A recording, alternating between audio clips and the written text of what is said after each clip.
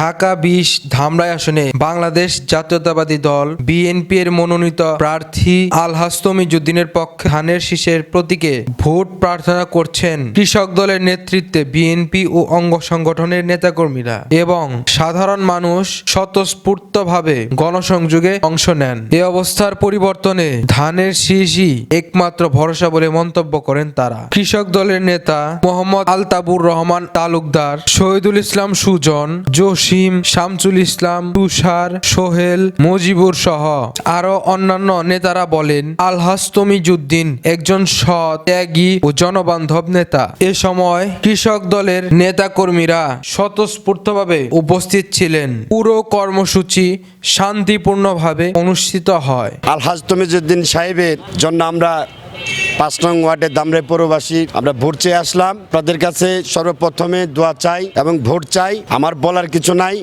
আপনারা ১২ তারিখে স্বেচ্ছা যার যার দায়িত্ব নিয়ে আপনারা সকাল সকালে ভোটটা দেবেন, এটা আমার আশাবাদ। এই সাথে প্রতিটা কর্মী, নেতা কর্মী যার যার অবস্থান থেকে আপনারা দায়িত্ব নেবেন। আপনারা, আমার নেতা তারেক রহমান বলেছেন, ফজরের নামাজ পড়ে আপনারা কেউ ঘুমাবেন না। আপনারা যার যার দায়িত্ব নিয়ে মাঠে যেয়ে আপনাদের নিজ নিজ দায়িত্ব আপনারা পালন করবেন। আসসালামু আলাইকুম। আপনারা সবাই জানেন, আমাদের দীর্ঘ প্রতীক্ষার পর ১৭ বছর আন্দোলন সংগ্রামের পরে আমরা একটা সফলতা পেয়েছি। সেই সফলতার মাধ্যমে আমরা আজকে আগামী ১২ই ফেব্রুয়ারি বাংলাদেশ জাতীয় সংসদ নির্বাচন অনুষ্ঠিত হতে যাচ্ছে।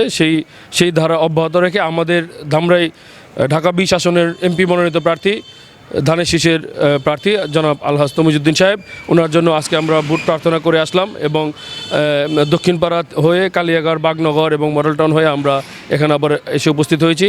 আমরা ভালোই সাড়া পাচ্ছি এবং জনগণের মধ্যে একটা স্বতঃস্ফূর্ততা আমরা দেখতে পাচ্ছি যে সবাই আগামী ১২ তারিখে ভোট দিতে যাবে। আমাদের একটাই দায়িত্ব থাকবে, সেটা হচ্ছে সবাই ঘরে ঘরে গিয়ে সবাইকে দায়িত্ব নিয়ে সকাল সকাল ভোটটি দিবেন, সেই আশাবাদ ব্যক্ত করি এবং তমিজ ভাইয়ের জন্য ধানের শীষের ভোট চেয়ে। প্রথম কথা হলো, আমাদের তারেক ভাই আজকে পর্যন্ত বলছে এক দল আছে তারা বিভ্রান্তির সৃষ্টি করতেছে, তারা কিসের জানি আমাদের মার্কা একদম নিচে নিয়ে আসছে, এটা আপনারা দেখেছেন। আর আমরা একটা কথাই উনি বলেছে, আলহাজ তমিজউদ্দিন সাহেবও বলছে মাদক। আমরা প্রথম আলহাজ তমিজউদ্দিন সাহেব ধামরাইতে এমপি হওয়ার পর থেকে মাদকের সাথে সে যুদ্ধ করবে। মাদক, সন্ত্রাস, চাঁদাবাজ এসব কিছুই সে রাখবে না, সেটা তিনি বলেছে।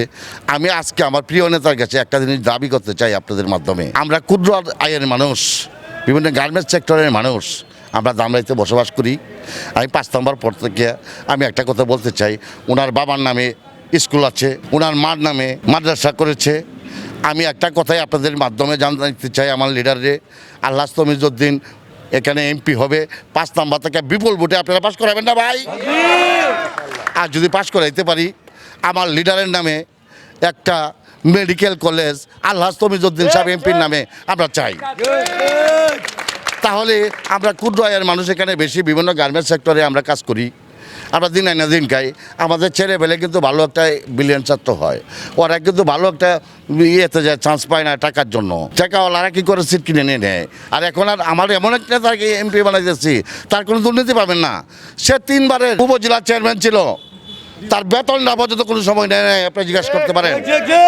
তার বেতনটা তার স্কুলে, তার মাদ্রাসায়, বিভিন্ন মসজিদে সে দান করেছে। আমার নিজের হাতে ভাই, এই করোনার সময় আপনারা দেখেছেন, আমার হাতে আমি ভ্যান গাড়িতে আইনে, যেটা আওয়ামী লীগ পেশির সরকারেও অনুদান দেয় নাই ভাই। ওনার চাল, সর্বোচ্চ ভালো চাল যেটা বিক্রি করে, সেটা আমরা জনগণের মাধ্যমে, উনি আমাদের মাধ্যমে দিচ্ছে জনগণের কাছে।